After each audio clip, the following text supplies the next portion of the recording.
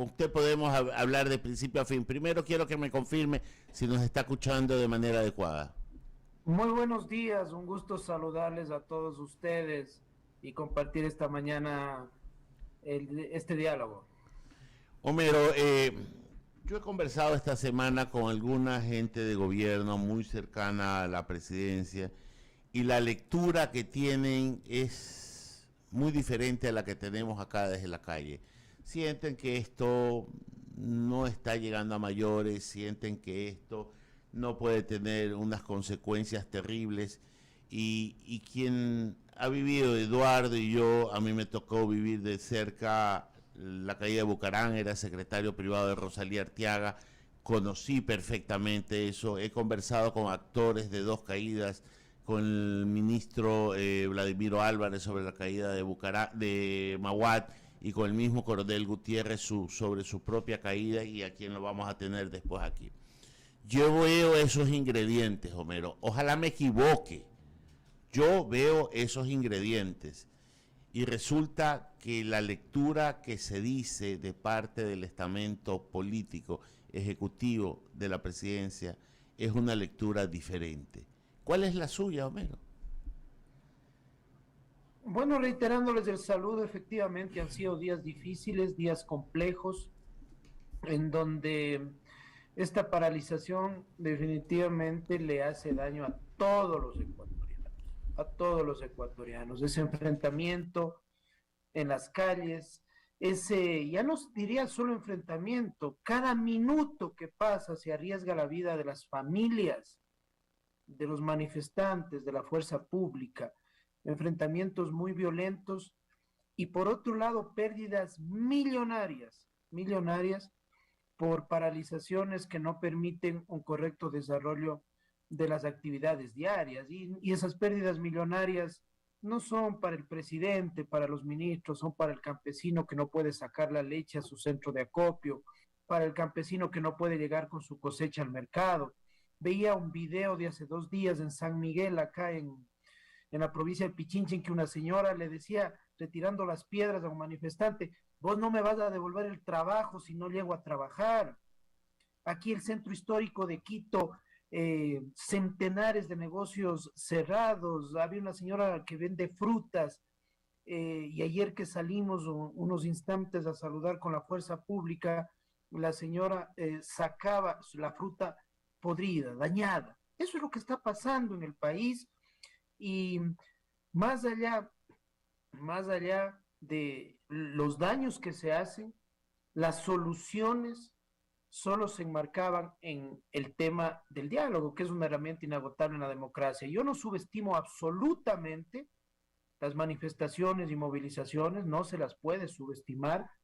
Usted mencionaba, muchas de ellas pueden ser legítimas, muchas de ellas responden a problemas estructurales de años. Por ejemplo, en uno de los pedidos de la CONAIE se refiere al Instituto Ecuatoriano de Seguridad Social, que viene arrastrando un problema de décadas atrás.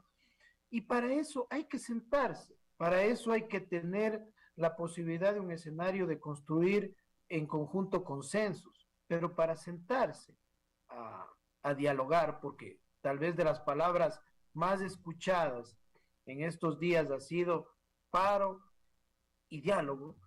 Para establecer un diálogo hay que tener voluntad. Si no hay la voluntad para llegar a consensos, a acuerdos, si se ponen condicionamientos, imposiciones, definitivamente no hay la voluntad para dialogar. Y cada minuto que pasa, repito, están en riesgo vidas de ecuatorianos enfrentándose en las calles del país.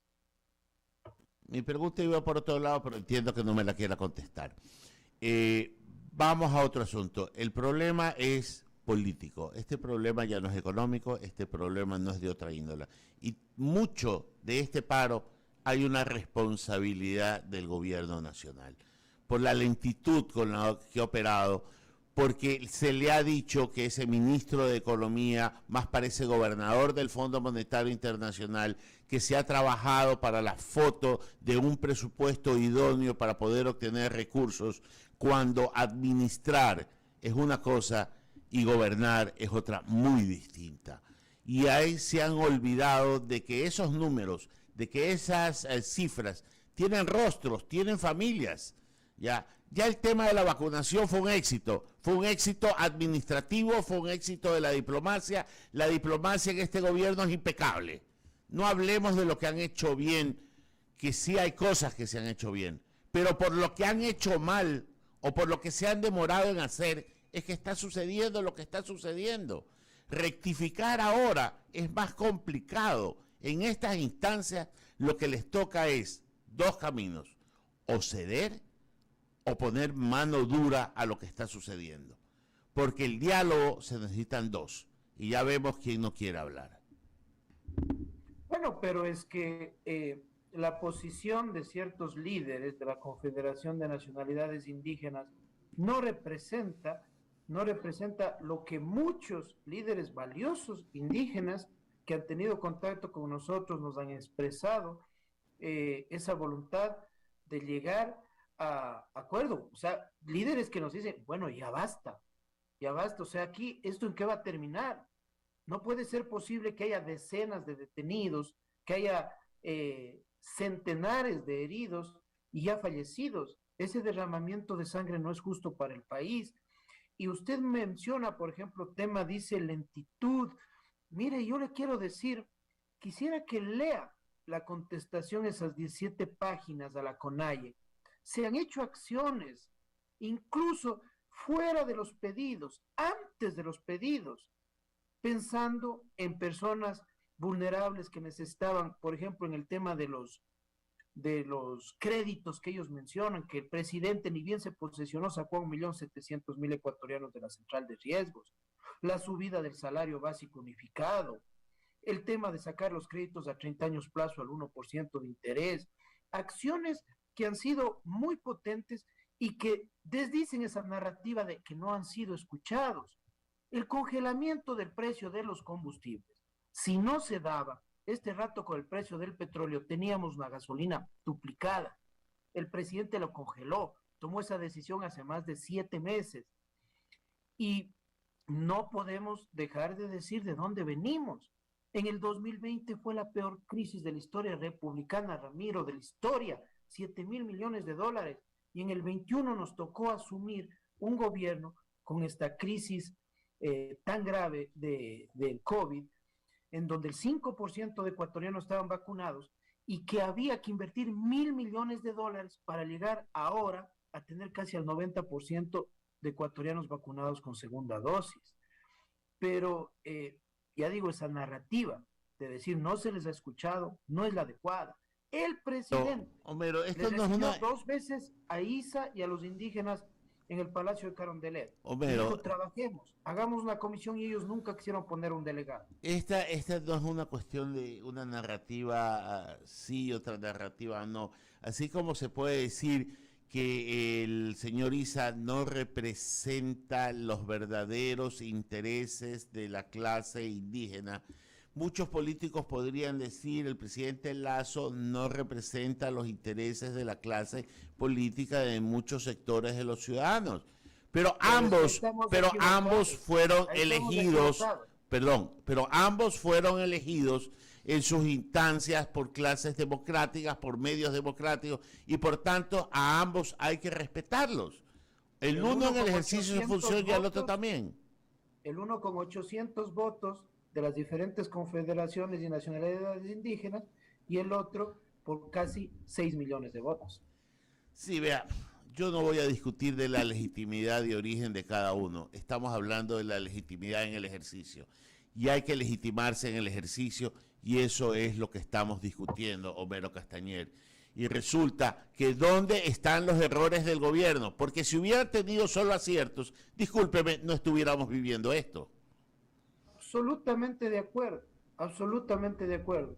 Pero para lograr un escenario de gobernabilidad, se tiene que también tener responsabilidad de otros sectores políticos. Y es irresponsable generar un escenario de violencia, de enfrentamientos, de paralización, de pérdidas millonarias, de pérdidas de vidas a nivel del país, sin quererse sentar a dialogar en una agenda de trabajo y querer imponer dejando un listado de pedidos y si no me atienden, sigo paralizando el país. Verónica Landeta, por favor.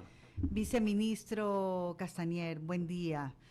A ver, yo sí quisiera hablar si hay un rayo de luz definitivamente en esto de los planteamientos que ha hecho tanto un lado como el otro. Acabamos de ver al ministro Carrillo pues dar toda una evaluación y un balance de las manifestaciones y definitivamente pues el Ecuador pierde, estamos con un saldo en rojo, demasiado vandalismo. Tengo el reporte de la gobernatura del Cañar, ahí está Willow Rivera, y él se ha sentado a conversar con el sector de los indígenas en Cañar. Él definitivamente los ha recibido en la Casa de la Gobernación y pues ha tratado de tender puentes. Quizás definitivamente podamos comenzar a tender puentes, no digo generalmente, no solamente con el tema de ISA, de Leonidas Issa, sino con el resto de grupos que también son parte de la CONAIE. ¿Podríamos por ahí quizás tender puentes? ¿Cuál es la estrategia realmente del gobierno? Bueno, nosotros no hemos cerrado las puertas a absolutamente nadie. Lo que usted menciona es un buen ejemplo, la gobernación del Cañar, en donde no hubo una sola bomba lacrimógena, en donde hubo un diálogo franco con una manifestación de casi 4.000 indígenas y el gobierno nacional en su representación con el gobernador Rivera. Y eso es lo que tenemos que molar. O sea, 47 años ha habido un subsidio a los combustibles. ¿En qué ha cambiado la situación de la ruralidad del país? Conversemos de los temas realmente que pueden mejorar. Le oía a Ramiro al comienzo, decía, no sé, eso es por no haber escuchado al sector indígena. Conversemos de esos temas. Veamos el tema proyectos de riego, el tema de insumos agrícolas, el tema de cómo mejorar las cadenas de comercialización, el tema de vialidad hacia los sectores rurales. Y en eso muchos líderes que han tenido acercamientos y reuniones con el ministro Jiménez, personalmente a la cabeza no por esta coyuntura, sino un ejercicio cotidiano de tener acercamiento con diferentes grupos, se han ido avanzando. Pero aquí sí hay un tema que la ciudadanía tiene que tener claro. Ya esta manifestación, esta paralización, del gobierno le ha respondido por escrito el pedido de los 10 puntos, en dónde se puede avanzar, en dónde podemos dialogar, en dónde ya se ha avanzado, se ha firmado 3 decretos, se siguen poniendo condicionamientos, no hay esa voluntad para dialogar y lo más grave es que ya hay intereses y contaminación política, conspirativa y desestabilizadora que no es la solución para el país. Siempre se habla de conspiración. Mi pregunta es, ya desde el gobierno, ¿no?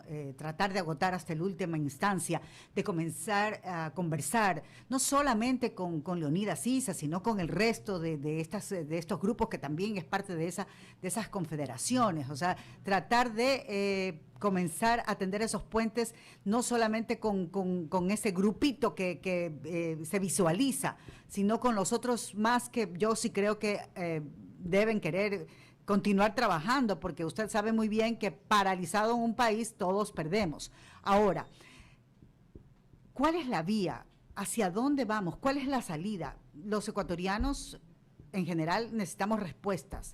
¿Qué es lo que ha previsto el gobierno? Más allá de haber presentado este pliego de peticiones y de puntos para poderse sentar a dialogar. ¿Hacia dónde más vamos a ir? ¿Cuál es la vía? ¿Ya han analizado eso? Así es, ayer el ministro Jiménez casi a la madrugada en un video en los canales oficiales del Ministerio de Gobierno pide que el día de hoy, 22, nos sentemos a dialogar. No puede esperar el país más. No se trata de que necesito estas acciones para una asamblea, para tomar las decisiones que quieran las bases, porque hay que entender algo que ha complicado esta interlocución, Verónica. La Confederación de Pueblos y Nacionalidades Indígenas está conformado por un consejo de gobierno que representan a diferentes pueblos y nacionalidades, y cada uno de ellos en su región y territorio, a otros pueblos y a sus bases. Así es, y lo sabemos. Entonces, eso ha complicado la interlocución, las decisiones, no es una sola persona que toma la decisión, son decisiones colectivas, pero el país no aguanta más. Llevamos prácticamente 2 semanas de paralización y nosotros, si el día de hoy ellos aceptan sentarnos, no importa la hora, no importa el lugar, estamos dispuestos a hacerlo. Ya, y si no, viceministro, y si no. Si no, primeramente, yo quiero ser claro que la ciudadanía tiene que juzgar en este conflicto quién no tiene la voluntad de solucionar. Y segundo, nosotros estamos viendo la reacción ciudadana a lo largo y ancho del país que quiere paz, que quiere trabajar, que no quiere paralizarse, caravanas, marchas en todo lado, y va a ser la ciudadanía que sí quiere progresar, que quiere armonía, que quiere paz, quien motivará para que bajen estos escenarios de confrontación en el país. Muy amable, viceministro. Solamente para concluir, mi querido Homero, ¿tienes días y visos o alguna fecha, querido amigo, de cuándo podríamos tener, repito, ¿tienes visos o fechas de cuándo podríamos tener el fin o el fin del paro o humo blanco para ver, porque la gente, por lo menos acá, no quiere saber del tema, sino quiere trabajar, sí quiere que le bajen los impuestos, sí quiere que le arreglen el problema de la gasolina, sí quiere que arreglen el problema de las medicinas, que ya veo que finalmente se está arreglando, y también, pues, escuchando a la gente, como escuché al presidente, que sé que es un hombre que escucha, y sí quiere escuchar a la gente. Entonces, con esto te pregunto, ¿tienes visos o días de cuándo va a haber humo blanco, cuándo se podría terminar o no, querido Homero Castañer? No, esperemos que esto sea en las próximas horas. Esperemos que se sensibilicen, no con el gobierno, no con el presidente de la República, con el país que está desesperado por esta situación, que no quiere más violencia, que quiere trabajo, que quiere diálogo, que clama y dice, siéntense, trabajen, solucionen los problemas, armen una agenda para ir caminando en estos temas. Eso quieren la mayoría de ecuatorianos, y yo espero que en las próximas horas tengamos buenas noticias para los ecuatorianos. Mi querido Homero, te agradezco tu amabilidad y tu gentileza. A ustedes un lindo día. Gusto de saludarte. Era Homero Castañer.